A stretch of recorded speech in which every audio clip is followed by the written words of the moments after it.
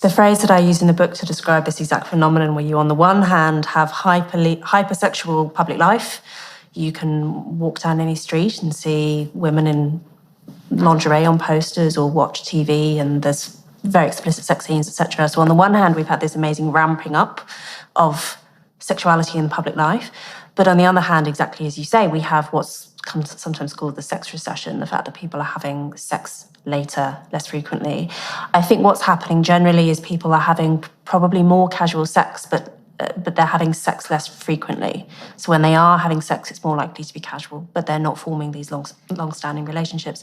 And the term that I use in the book is cultural death grip syndrome, taken from the quasi-medical term death grip syndrome, which is used by compulsive porn users to describe the physical experience of impotence when you use too much porn. You get to the point where you actually can't be aroused either physically or psychologically in real life because you use so much porn. And I think cultural death grip syndrome is the counterpart to that, where on the one hand, we have this astounding availability of sexual stimuli at the click of a button at any moment. Anything that you can imagine is available on the internet immediately. And that seems to be demotivating people to actually seek out meaningful sexual relationships, which in the long term are vastly better for us in every possible way. But we have a culture enabled by technology, which is very, very short term in every way. So people are channeled towards that kind of immediate relief. I think the rule is something like unearned surfeit turns into revulsion. Right? It's too much of a good thing means that it's no longer a good thing. And that, and that goes along with an idea too that there's something like optimal deprivation, right? I mean, look, let's say you've just had a big banquet and someone sits you down and says, well, now you have to eat 5 pounds of dessert. It's like, first of all, that's not going to be a very attractive proposition. And second of all, it might actually make you ill, is that everything has to be in proper proportion. And one of the things we really haven't contended with at all in our society is how much desperation is necessary on the sexual front to drive young men and young women together. And the answer is not zero. And the problem with pornography, one of many problems, is that it drives desperation on the male front down to zero. Now, I know perfectly well from my clinical experience that the standard state of most young men, especially under 20, let's say, is pretty much terror in the face of a woman who they're very attracted to. And the reason for that is that, there's all sorts of reasons, but the primary reason is the probability that any given male, even one who's very attractive, let's say in multiple ways, is going to be rejected by any given female, especially a high-value female who has a lot of people attracted to her, is extremely high. So there are classic psychological experiments showing this. If you send attractive undergraduates out to talk to other undergraduates to offer sexual access, say, well, would you be willing to have coffee with me? Would you be willing to give me your phone number? Would you be willing to come back to my apartment? If the girls offer that, then whoever they're offering that to on the male front will take them up on their offer. But if the boys offer that, even when they're attractive, the probability that their advances will be rejected is extremely high. And so young men face the uncomfortable situation where even if they're competent and will turn eventually into useful men, which isn't the status of most very young men, the probability that they'll be rejected is extremely high. And then it's also the case that there's little that's more psychologically impactful than such rejection, especially if it's undertaken by someone to whom there's a genuine attraction. So that means that boys are paralyzed into terror. I think that's not too exaggerated a term, by the mere fact of attractive women. And so, they slough that off and they make derogating jokes and so forth to try to get over that, but doesn't change the basic reality. And that also means that a certain percentage of males, and it's not low, really, it could easily be like 30% are just paralyzed into utter stasis by the possibility of rejection, especially because they haven't been fortified against it with their dependency-inducing upbringing, unless they're driven forward by a certain amount of desperation, some of which needs to be sexual. They're never going to break through that barrier. And so then they can satisfy themselves momentarily with pornography, and then that turns into that host of problems you already described. As now they're training themselves, maybe right from puberty, to be impotent, cuckold voyeurs, essentially. So that's not good training. Then they're training themselves to view women as targets of short-term gratification. So that's like training in psychopathy.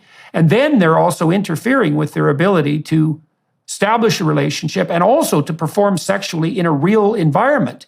So all that seems like, like a 5-dimensional catastrophe. And that's going to get a lot worse in the next year, by the way, because we haven't seen anything on the pornography front compared to what's going to be coming down with the advent of AI.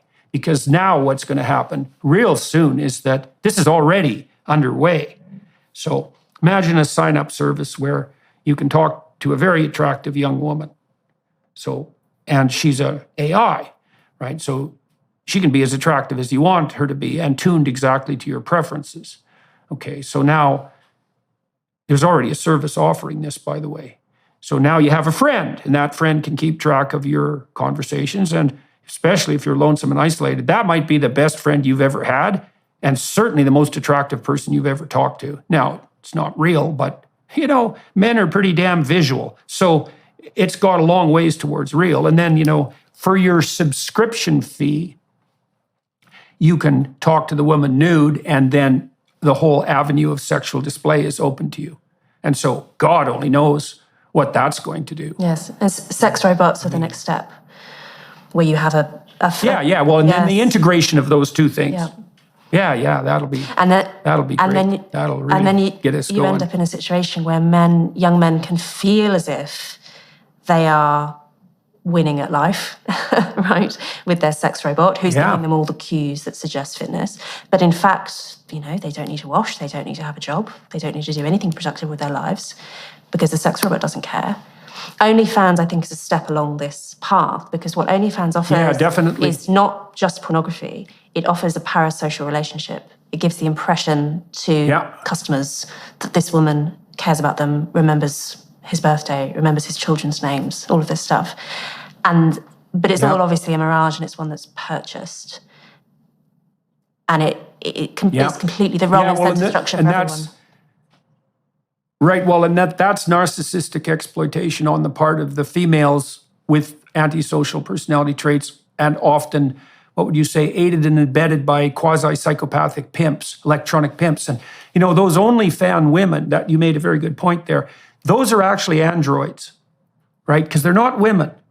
Now, you might say, what the hell are you talking about, Dr. Peterson? Obviously, they're women. It's like, no, they're not. They're machine-women hybrids. And the machine is the technology that can broadcast their image to millions of people. So you're not a woman anymore if you're in a million men's bedrooms at the same time.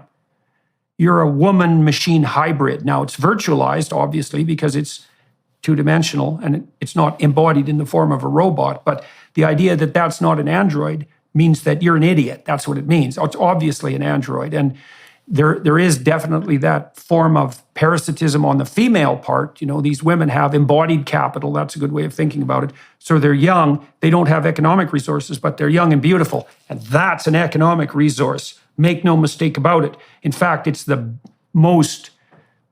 highest possible form of wealth. This is another thing that the Marxist types get real wrong with their economic analysis. Because if you took, let's say, a hyper-rich 80-year-old woman, and you said, well, you give away 99% of your fortune, and now you inhabit the body that you had when you were 20. And then we could add to that the possibility of being stellarly beautiful, the probability that that woman would trade everything she has for that opportunity, assuming she hasn't become disenamored of life, is extraordinarily high.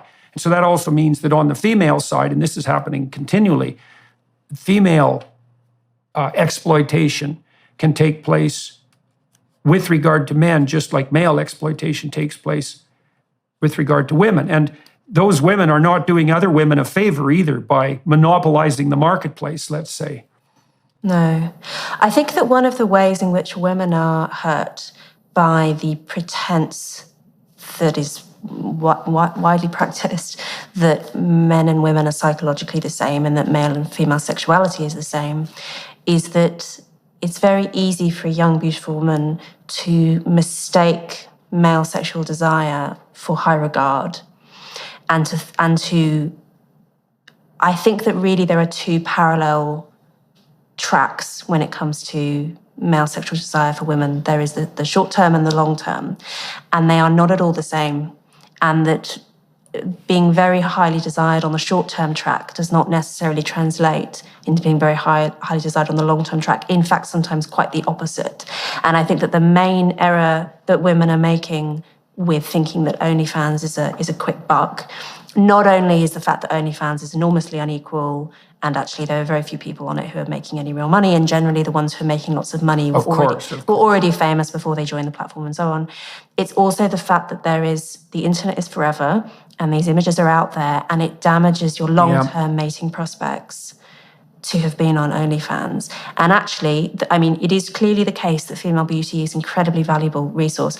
But I think maybe the way in which it needs to be understood distinctly from economic power is it is to some extent vicarious. You can acquire enormous power as a beautiful woman through access to typically male political and economic power. But it doesn't last forever. If you're able to secure a very high status husband, for instance, and he commits to you for life, you've translated your beauty into real and lasting power. If you're not able to do that, then you will very quickly, age 35, age 40, age out of having any access to that kind of power, and then you will potentially be paying the cost later down the line. So there are some women who've become very wealthy on OnlyFans, but in general, I would say that it's very, very poor strategy. And, as ever, it is presented as a kind of short-term boon.